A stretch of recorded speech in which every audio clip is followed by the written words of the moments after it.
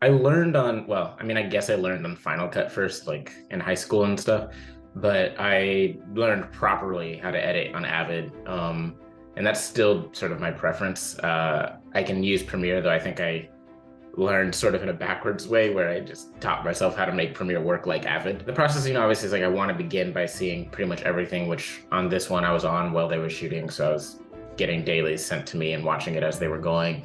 And then getting a chance to sort of just pull together. I really like to get to an assembly as fast as you can because assemblies make you feel bad. And I just want to get the part where you feel bad out of the way as soon as possible.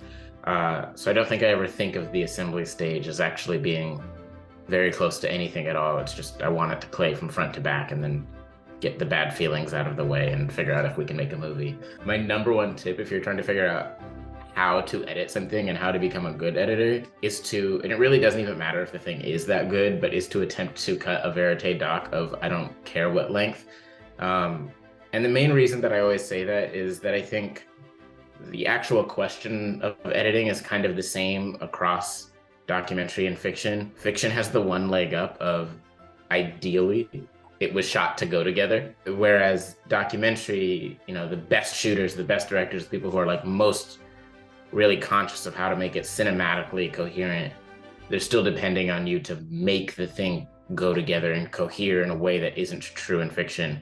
So I think if you can pull that off, and the pain of like, oh, we don't have this shot, oh, we don't have this because you were just shooting in real life, I think will make you move a little faster and be a little more adept when cutting fiction because you know exactly what it is now you're looking for because you can feel its absence, I think, better than its presence. On almost every project I've ever been on, pretty much no matter how talented the team is, like there's always something that you do have to fix. And on Aftersun, like one of the passages that I think about a bunch is the same sky sequence where she's saying, when I look up at the sky and you look up at the sky, we're under the same sky, and she has that little monologue there, which the way that scene plays out is not how it was shot, and the fix wasn't really a problem. Like the scene worked. This other scenes that are sort of pulled into that section work. They were all quite lovely and there's stuff in there we really like. It was actually just a question of like what serves the movie best and the pacing best and how to set the rhythm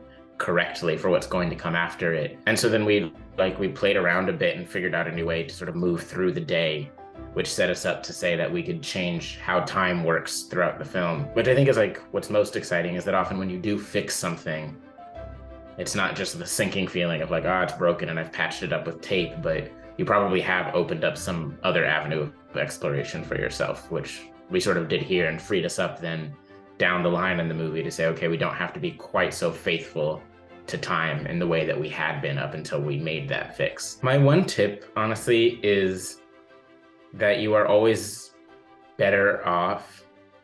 I mean, we've like this circle of friends has gotten very lucky, and so like there's a lot of rolls of the dice that went our way.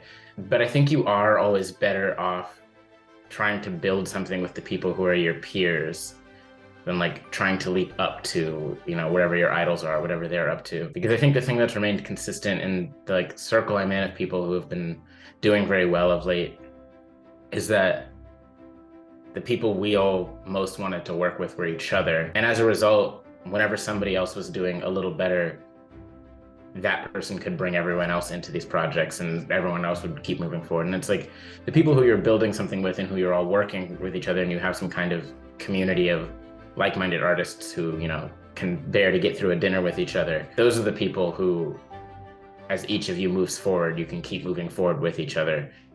And I just think that's like, it makes life much simpler and much easier to process what it is you're trying to do if it's like, well, I love these people and I want to build something with these people, than it is trying to figure out sort of how do I get to the biggest name.